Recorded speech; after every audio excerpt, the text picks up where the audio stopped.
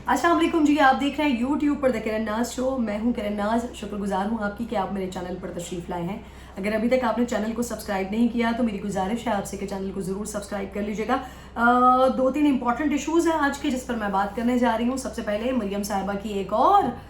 Audio सामने आ गई है जिसमें वो सहाफ़ियों के हवाले से बात कर रही हैं और फिर मीडिया मैनेजमेंट की बात कर रही हैं, उस पर मैंने बात करनी है। इसके साथ साथ टैक्स डायरेक्टरी सामने आई है, किसने कितना किस वक्त टैक्स दिया, इस पर मैंने बात करनी है। और साथ साथ फॉरेन फंडिंग ममनुआ फंड्स के हवाले से जो स्क्रूटनी रिपोर्ट सामने आई है उस पर भी हल्की फुल्की बात करेंगे, क्योंकि वहाँ पर पाकिस्तान तहरीक इंसाफ के जो अकाउंट्स हैं जिसमें से सिर्फ 12 उन्होंने जाहिर किए हैं, बाकी अकाउंट्स उन्होंने क्यों जाहिर नहीं किए, 31 करोड़ रुपए उसको छुपाए गए या जाहिर नहीं किए गए, इस पर मैंने बात करनी है स्क्रूटनी रिपोर्ट के हवाले से। तो सबसे पहले मरियम साहिबा की इस ऑडियो के बारे में बात कर लेते हैं। एक टर्म इस्तेमाल की जाती है मुबैना, जब कोई चीज़ कन्फर्म नहीं होती कि आया वो चीज़ है या नहीं है, तो फिर उसके साथ मुबैना का सीगा इस्तेमाल किया जाता है। तो अभी इसको मुबैना कहा जा रहा है क्योंकि मुस्लिम लीग नून की तरफ से ना इसकी तस्दीक हुई है ना इसकी तरदीद हुई है। बज़ाहिर जो गुफ्तगू सुनी जा रही है जिससे महसूस ऐसा होता है, जिससे तासुर मिलता है कि ये मरियम नवाज़ और परवेज़ रशीद साहब हैं जो कि गुफ्तगू फरमा रहे हैं। और याद रखिएगा परवेज़ रशीद साहब और मरियम नवाज़ साहिबा जो बात कर रही हैं उससे ये तासुर भी मिल रहा है, और उसकी कुछ मैं मज़ीद चीज़ें भी आपको बताऊंगी जिससे आप अंदाज़ा लगा सकेंगे कि ये उस वक्त की फ़ोन कॉल या टेलीफोनिक गुफ्तगू लग रही है जो उनका टेन्योर था, जो उनके हुकूमत का वक्त था, मुस्लिम लीग नून की हुकूमत का वक्त था। मियां नवाज शरीफ साहब के दौर की ये बात हो रही है।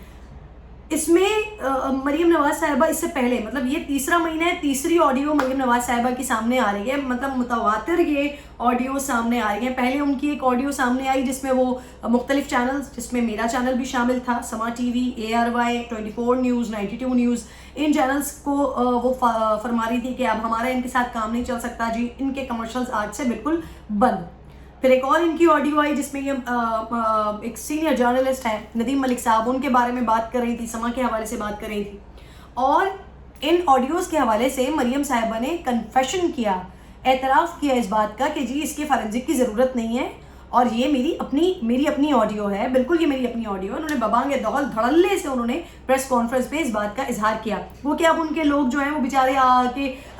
जस्टिफिकेशंस देते हैं, सफाइयाँ देते हैं, शहजादी साहिबा को बचाने की कोशिश कर रहे होते हैं कि नहीं जी वो तो पार्टी फंड की बात करती हैं, वो तो पार्टी इश्तिहारात की बात करती हैं, वो तो इसकी बात करती हैं, वो तो उसकी बात करती हैं। और जब आपके सामने रिपोर्ट आती है, जब आपके सामने वो पुलिंदा आता है जिसके अंदर कौन कौन से चैनल्स को कब कब कैसे कैसे इश्तिहारात दिए गए, तो जब मुस्लिम लीग नून के दौर के का वो रिपोर्ट हमारे सामने आती है तो उसमें पता चलता है कि जिन 4 चैनल्स की मैं स्पेसिफिकली बात कर रही हूँ, जिसमें समा टीवी है, जिसमें ARY है, जिसमें 24 न्यूज़ है, जिसमें 92 न्यूज़ है, ये वो चैनल्स हैं जिनको बिल्कुल, और समा टीवी ARY की टॉप 5 के चैनल्स हैं। इसमें जिन एयर्स की मैं बात कर रही हूँ उसमें समा टीवी 1 साल नंबर 1 रहा है, ARY 1 साल नंबर 1 रहा है, और इन दोनों चैनल्स को 19वें 20वें चैनल के जो है वो नंबर पर रखकर और उस हिसाब से इनको कमर्शियल्स दिए गए। जबकि 2 चैनल्स जो कि इनके फेवरेट चैनल्स हैं या जिनके लिए मरियम साहिबा कहती हैं कि देखी मेरी मीडिया मैनेजमेंट कैसे उन चैनल्स की जई तई फेर दी, उन चैनल्स ने PTI की या हुकूमत की जई तई फेर दी, या ये जो बात करती हैं उन चैनल्स के लिए उनका स्पेसिफाई अगर किया जाए, उनको खास तौर पे देखा जाए तो उनके नंबर्स रेटिंग के एतबार से नीचे, लेकिन जो कमर्शियल्स के एतबार से हैं वो ठीक ठाक हुकूमत की जानिब से उनको नवाजा गया, उन दोनों चैनल्स को। जबकि यहाँ पर अगर आप ARY देखते हैं, अगर आप समा टीवी देखते हैं तो इनके रेटिंग के एतबार से ये ऊपर, लेकिन जो कमर्शियल्स इनको दिए गए हैं वो नीचे दिखाई देते हैं। इस पे काफ़ी सारी डिबेट हो चुकी है, बहुत सारे लोगों को इस बारे में बहुत कुछ पता चल चुका है क्योंकि बहुत ज़्यादा इस पर बात हुई है। बहरहाल मरियम साहिबा ने इस चीज़ को कन्फेस किया था, इसको एडमिट किया था कि ये काम हाँ ये उन्होंने किया है। अब उनके लोग आके कह रहे होते हैं कि जी वो तो पार्टी इश्तिहारात की बात कर रही हैं, हालांकि पार्टी इश्तिहारात अगर होते तो उसका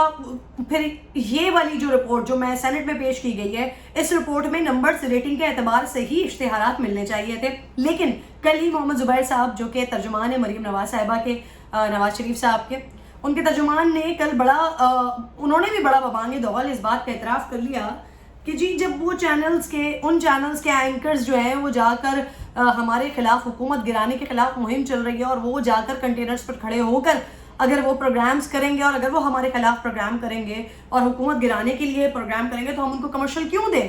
تو انہوں نے اس چیز کا اعتراف کیا کہ جو ان کا ایجنڈا نہیں بیچے گا، جو ان کی لائن کو ٹو نہیں کرے گا، ان کو کمرشلز نہیں دیے جائیں گے. اور یہ انہوں نے پریکٹیکلی کیا، یہ انہوں نے اپنے دور حکومت میں کیا، اپنے اقتدار میں کیا. اور اس کے بعد جب یہ آڈیو سامنے آ گئی تو مریم نواز صاحبہ نے جلد بازی میں یا وہ شہنشاہ بننے کے چکر میں انہوں نے اس بات کو بوانگ دہل اعتراف بھی کر لیا. اب ان کے بیچارے اپنے پیارے جو ہیں وہ بیٹھ کر صفائیاں دینے کی کوشش کر رہے ہوتے ہیں. اب جو آڈیو سامنے آئی ہے یہ بڑی پینفل ہے، بڑی تکلیف دہ ہے. یہ کسی کے لیے بھی ہو یہ پینفل ہے. مطلب صحافیوں کے لیے اس طرح سے بات کی جائے، اتنی گندی زبان کا استعمال کیا جائے. آپ لوگ جو سیاستدان ہیں، سیاستدانوں کو یہ کہا جاتا ہے کہ یہ عوام کا عکس ہوتے ہیں، جیسے عوام ہوتے ہیں ویسے سیاستدان ہوتے ہیں. یہ مطلب جو ہمارے حکمران ہمارے حکمران بن جاتے ہیں، اٹ مینس کہ وہ ہم سے زیادہ کوالیفائی ہیں، اٹ مینس کہ وہ ہم سے زیادہ اچھا سوچ سکتے ہیں، اٹ مینس کہ وہ ہم سے زیادہ مہذب ہیں، اٹ مینس کہ وہ ہم سے زیادہ سوجھ بوجھ رکھتے ہیں، اٹ مینس کہ وہ ہم سے زیادہ گفتگو کرنے میں، کام کرنے میں، ہر اعتبار سے ہم سے بہتر ہیں. اس وجہ سے وہ ہمارے حکمران ہیں. لیکن جب ہم اپنے حکمرانوں کا یہ طرز عمل دیکھتے ہیں، یہ طرز تخاطب دیکھتے ہیں، یہ گفتگو دیکھتے ہیں تو افسوس ہوتا ہے، تکلیف ہوتی ہے کہ یہ لوگ یہ صحافیوں کے لیے، سینئر صحافیوں کے لیے اس قسم کی بکواس بات کرتے ہیں. اس قسم مطلب سینئر صحافیوں کو جو آپ کے حق میں بات نہ کرے وہ بھونکتا ہے، اور جو آپ کے حق میں بات کرے وہ بولتا ہے. یہ پرویز رشید اور مریم نواز کی جو مبینہ آڈیو ہے، اس کے اندر جو تاثر ملا ہے، وہ جو تاثر کیا بلکہ انہوں نے بڑا کلیئر بولا ہے کہ جی وہ بہت بھونکتا ہے ہمارے خلاف. ایک ہی شخص تھا جو کہ عمران خان، اور عمران خان کے خلاف بھی بات کرتا تھا، اس کے اوپر چیک رکھنے کے لیے اس کو بھی نکال دیا گیا. میں یہ سوچ رہی ہوں کہ ایک طرف اگر میں ڈاکومنٹس دیکھتی ہوں جہاں پر ان چینلز کو زیادہ نوازا گیا جو کہ ان کی لائن کو ٹو کر رہے تھے یا جو ان کے فیوریٹ چینل تھے، اگر ان کی طرف سے obviously ان کا ایجنڈا اس طرح سے نہیں بک رہا اور پیسے بھی انویسٹمنٹ بھی بیچارے کر رہے ہیں، کمرشلز بھی باقی چینلز کا حق مار کر دے رہے ہیں اس ادارے کو، اور اگر وہاں پر وہاں کے لوگ، وہاں کے صحافی اگر نہیں، اور صحافی جو بیٹھے ہوئے وہ نیوٹرل بیٹھے ہیں، تو اگر وہ صحافی اپنا اوپینین دیں گے، ان کے حق میں بات نہیں کریں گے، تو پھر obviously وہ کیونکہ پیسہ لگا رہے ہیں اس کے اوپر، تو وہ شاید اپنے آپ میں یہ سوچ لیں کہ ہم حق بجانب ہیں ان کے لیے ایسی بات کرنے کے. بہرحال آج مجھے کچھ مسلم لیگ نون کے لوگ کہہ رہے تھے کہ جی پی ٹی آئی کے لوگ تو شادیوں میں جا کر چماٹے مار دیتے ہیں صحافیوں کو، کیا وہ درست ہے؟ تو نہ وہ عمل درست ہے جو فواد چودھری صاحب نے کیا، کسی بھی جرنلسٹ کو تھپڑ مار دینا یا بدتمیزی کر دینا، نہ وہ عمل درست ہے، نہ یہ عمل درست ہے کہ آپ اپنی گفتگو میں، اپنی باتوں میں کسی صحافی کو یہ کہیں کہ وہ بھونکتا ہے اور وہ آپ کے حق میں بات نہیں کرتا، آپ کے ایجنڈے پر نہیں چلتا، آپ کی لائن کو ٹو نہیں کرتا. اس وجہ سے آپ ان صحافیوں کے لیے اس قسم کی گفتگو کریں. اچھا، اب ایک نیا منجن بیچا جا رہا ہے نا مسلم لیگ نون کی طرف سے، کہا جا رہا ہے کہ جی پہلے ان لوگوں کو سامنے لے کر آئیں جنہوں نے یہ آڈیو لیک کی ہے، اس کے بعد ہم دیکھیں گے کہ ہاں جی یہ آڈیو صحیح ہے بھی یا نہیں، یا اس کو فج کیا گیا ہے یا کچھ. کیونکہ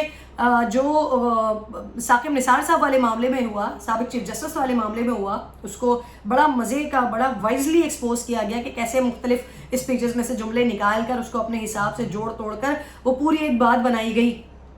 تو اب ان کی طرف سے یہ کہا جا رہا ہے کہ بھائی یہ ہم دیکھیں گے کہ کوئی جملوں کو جوڑ توڑ کر تو نہیں بنایا گیا، لیکن اگر آپ ایک ثاقب نثار کی آڈیو کو سامنے رکھیے، مریم نواز صاحبہ کی آڈیو کو سامنے رکھیے، تو آپ کو بڑا واضح ڈفرینس دکھائی دیتا ہے، جس کے اندر ایک طرف باقاعدہ آواز میں بریدنگ اسپیس بہت زیادہ ہے، جبکہ یہ پراپر جو ایک ٹیلی فونک گفتگو ہو رہی ہوتی ہے وہ مکمل گفتگو یہاں پر سنائی دے رہی ہے، سمجھ آ رہا ہے. مریم نواز صاحبہ کے بارے میں کہا جاتا ہے بڑی ماسٹر ہیں وہ، انہوں نے یہ کلچر متعارف کروایا پاکستان کی سیاست میں آڈیو ویڈیو لیکس کا. تو مجھے ایسا لگتا ہے کہ اب ان کا ہی متعارف کروایا گیا کلچر ان کے ہی گلے پڑ رہا ہے. لیکن ایک اور چیز میں حکومت کو بھی کہنا چاہتی ہوں کہ اتنے شادیانے نہ مچائیں، اتنی جو ہے وہ خوشیاں نہ منائیں، کیونکہ یہ جو سارے کرتوت سامنے آ رہے ہیں نا، یہ سابقہ اقتدار کے کرتوت سامنے آ رہے ہیں. مطلب اپوزیشن میں رہتے ہوئے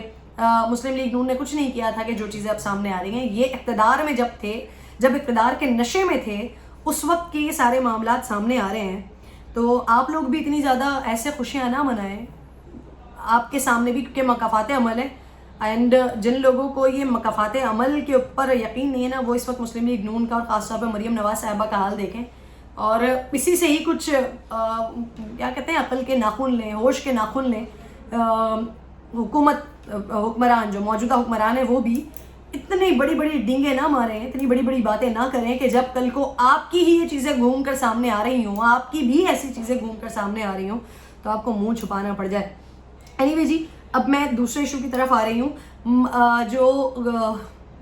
ٹیکس ڈائریکٹری سامنے آئی ہے، بڑے مزے کے بڑے حیران کن انکشافات وہاں پر سامنے ہوئے ہیں. اس پر نا مجھے ایک واقعہ یاد آ رہا ہے. حضرت ابوبکر صدیق رضی اللہ تعالیٰ عنہ، میرے ماں باپ، میری ذات ان پر قربان، خلیفہ اول جب خلیفہ اول مقرر ہوئے، خلیفہ وقت مقرر ہوئے، تو اس دن جا رہے تھے اپنی دکان کی طرف.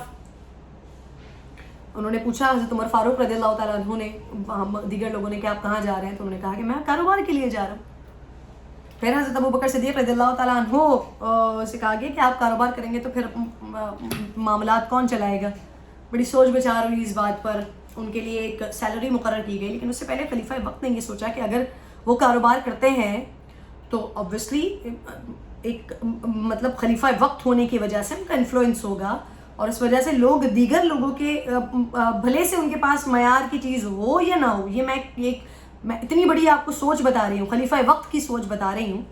کہ انہوں نے یہ سوچا کہ جب میرا کاروبار ہوگا، میں خلیفہ وقت ہوں، تو لوگ بجائے دوسرے لوگوں کے پاس جانے کی زیادہ سے زیادہ خلیفہ وقت کے کاروبار کی طرف آنے کی کوشش کریں گے، اور اس سے جو دیگر کاروبار کرنے والے افراد ہوں گے ان کا حق مارا جائے گا. خلیفہ وقت کے انفلوئنس میں وہ لوگ ہوں گے اور زیادہ سے زیادہ ان کے کاروبار کو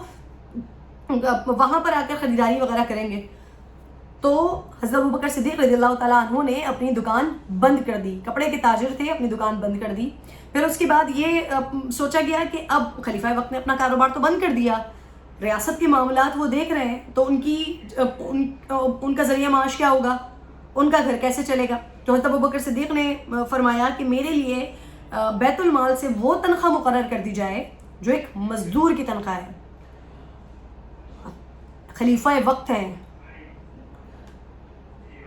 ہزاروں کلومیٹر مربع میٹر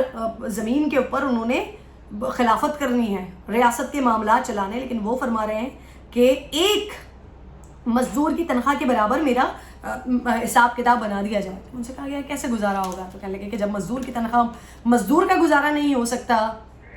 تو جب مزدور اس تنخواہ میں گزارا کر رہا ہے تو خلیفہ وقت بھی کر لے گا، اور اگر خلیفہ وقت اس تنخواہ میں گزارا نہیں کر سکے گا تو اس کو مزدور کی اس تکلیف کا احساس ہوگا.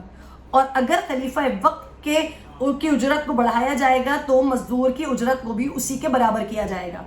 تو خلیفہ وقت کی جو اجرت ہو، یہ ایک اسٹینڈرڈ سیٹ کیا خلیفہ وقت نے کہ خلیفہ وقت کا جو اجرت ہو، ان کی جو تنخواہ ہو، وہ ایک مزدور کی تنخواہ کے برابر ہو. ابھی آپ یہ تصور کر سکتے ہیں، سوچ سکتے ہیں، 18,500 روپے اس وقت جو ہے وہ ایک مزدور کی تنخواہ کا ایک اسٹینڈرڈ رکھا گیا ہے. اور ہمارے پاس جو ٹیکس ڈائریکٹری سامنے آتی ہے، یا جو ہمارے M N As, M P As, وزرائے اعلیٰ، وزیر اعظم کی جو تنخواہیں ہیں، وہ اللہ کی پناہ. اس کے بعد ایک اور واقعہ حضرت ابوبکر صدیق رضی اللہ تعالیٰ عنہ کا ہی بڑا خوبصورت میرے ذہن میں آیا، تو میں نے سوچا کہ وہ بھی اس میں ایڈ کر دوں. ان کی اہلیہ نے جب ریاست کے معاملات کو چلا رہے تھے تو ان کی اہلیہ نے ان کی تنخواہ میں سے ہر مہینے کھینچ تان کے کسی طریقے سے وہ تھوڑی سی رقم بچا لی تھی. کچھ مہینوں کے بعد اتنی رقم ہو گئی کہ، اور اس رقم سے آپ اندازہ لگا سکتے ہیں کہ اس رقم کو آپ بہت بہت بہت معمولی سمجھیے گا، اس لیے کہ اس رقم سے انہوں نے جا کر تھوڑا سا دودھ اور تھوڑی سی غالباً سوجی خرید لی اور گھر پہ آ کے حلوہ بنا دیا. جب کیونکہ وہ حضرت ابوبکر صدیق رضی اللہ تعالیٰ عنہ کا حلوہ فیوریٹ تھا، تو جب ان کو کھانا پیش کیا گیا، جب وہ آئے اور کھانے پر ساتھ میں حلوہ بھی موجود تھا، تو حضرت ابوبکر صدیق رضی اللہ تعالیٰ عنہ بڑے حیران ہوئے کہ یہ حلوہ کہاں سے آیا ہے. تو ان کی اہلیہ نے ان کو بتایا کہ یہ حلوہ جو ہے یہ میں نے ہر مہینے آپ کی تنخواہ میں سے کچھ پیسے بچا کر، اور پھر میں آج اتنے پیسوں کا اتنے سیر جو ہے وہ دودھ اور سوجی لے کر آئی، اور اس سے میں نے آپ کے لیے حلوہ بنایا کیونکہ آپ کو حلوہ بہت پسند ہے. تو آپ سوچ سکتے ہیں کہ خلیفہ وقت نے کیا کیا. خلیفہ وقت نے اس رقم کو کہ وہ ان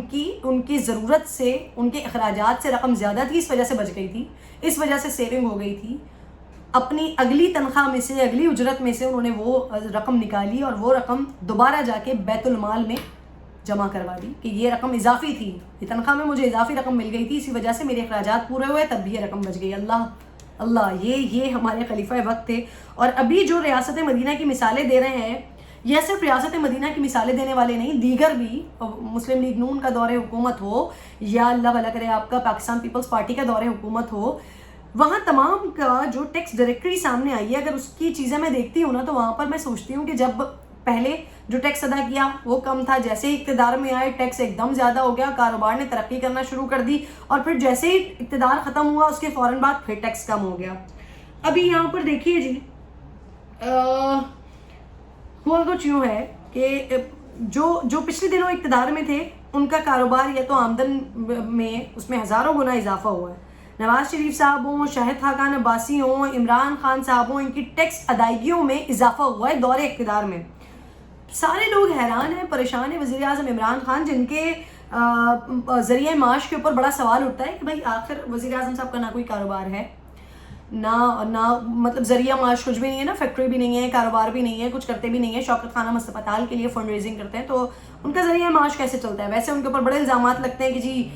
کسی سے ان کے جو دیگر سیاسی ساتھی ہیں وہ ان کا گھر چلاتے ہیں، وہ ان کا کچن چلاتے ہیں۔ تو اب ذرا غور سے سنیے گا، وزیر اعظم نے 2018 میں، عمران خان صاحب نے 2018 میں جو ٹیکس دیا تھا وہ تھا 2,82,000، اور وزیر اعظم بننے کے ایک سال کے بعد جب انہوں نے دوبارہ ٹیکس دیا تو وہ ٹیکس ہو گیا، غور سے سنیے گا، 98 لاکھ۔ ایک دم ان کا ٹیکس بڑھ گیا، 98 لاکھ کو انہوں نے ٹیکس دیا۔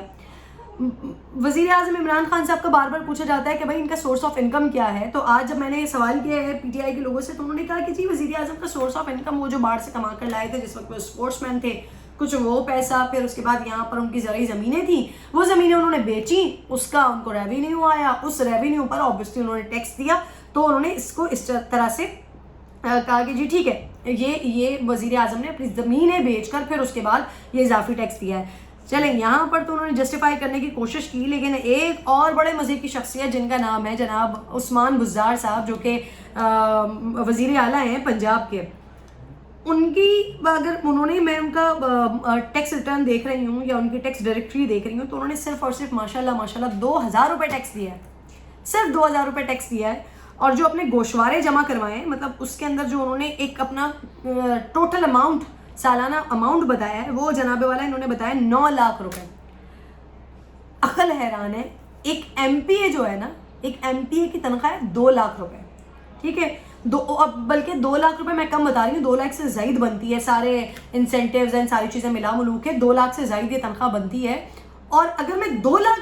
سے ہی، اگر میں 2 لاکھ کا فگر ہی لے لوں نا، تو یہ ماہانہ صرف اور صرف ایک ایم پی اے کی تنخواہ 24 لاکھ روپے بنتی ہے، اور یہاں پر عثمان بزدار صاحب نے 9 لاکھ روپے بتائے، 9 لاکھ روپے پر 2,000 روپے ٹیکس دیا ہے۔ یہ تبدیلی سرکار اور یہ کرپشن فری حکومت بنانے کے دعوے دار اور یہ احتساب کرنے کے دعوے دار حکومت کے اپنے وزیر اعلیٰ کا حال ہے، جنہوں نے 2,000 روپے ٹیکس دیے ہیں۔ ویسے انہوں نے جی جو ابھی نادرا کی طرف سے ڈیٹا دیا گیا ہے وہ 15 بلین لوگوں کا جو ہے ان کو ٹیکس نیٹ میں لے کر آنا ہے، لیکن جو اپنے لوگ ہیں وہ اس طرح کے ٹیکس دے رہے ہیں۔ اچھا اب ذرا شاہد خاقان عباسی صاحب کا، کیونکہ میں نے آغاز میں کہا نا کہ یہ بات صرف اور صرف محدود پی ٹی آئی کی حکومت تک یا موجودہ حکومت تک نہیں ہے، یہ اوور آل میں بات کر رہی ہوں۔ وہ کسی کے بھی اقتدار کا وقت ہو، ان کا فوراً سے جب ٹیکس کا گراف ہوتا ہے، کاروبار کیونکہ ترقی کرنے لگ جاتا ہے اور ایک دم پیسے بڑھ جاتے ہیں۔ اب یہاں پہ ہوا یہ، وزیر اعظم شاہد خاقان عباسی صاحب ان کے اقتدار میں آتے ہی اچانک کاروبار میں ایسی زبردست برکتیں ہوئی ہیں ماشاءاللہ۔ 2016 میں شاہد خاقان عباسی صاحب نے، گو کہ بزنس مین ہے، ٹھیک ہے، 26 لاکھ روپے۔ 2017 میں انہوں نے ٹیکس دیا 30 لاکھ روپے۔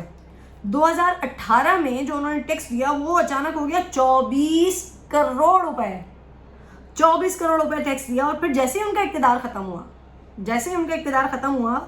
پھر 50 لاکھ روپے پر آ گیا۔ مطلب ایک شخص 24 کروڑ روپے، جب وہ وزیر اعظم ہے، اس کو 24 کروڑ، اس کو بزنس کو اتنا فائدہ ہو رہا ہے کہ اس کو اسی کے ہی، مطلب آپ اس کا ایک پرسنٹیج دیتے ہیں نا، سوچیں کتنا فائدہ ہوا کہ ان کو 24 کروڑ روپے دینے پڑے۔ اور پھر جیسے ہی آپ کا دور اقتدار ختم ہوا، جیسے کہ آپ وزارت عظمیٰ کی کرسی سے نیچے آئے، آپ پھر سے 50 لاکھ روپے پر آ گئے۔ بڑا بڑا عجیب سا حال ہے. پھر اس کے بعد نواز شریف صاحب انہوں نے 2013 سے 17 تک 20 لاکھ روپے سے زائد ٹیکس دیے, لیکن جیسے ہی وزارت عظمیٰ گئی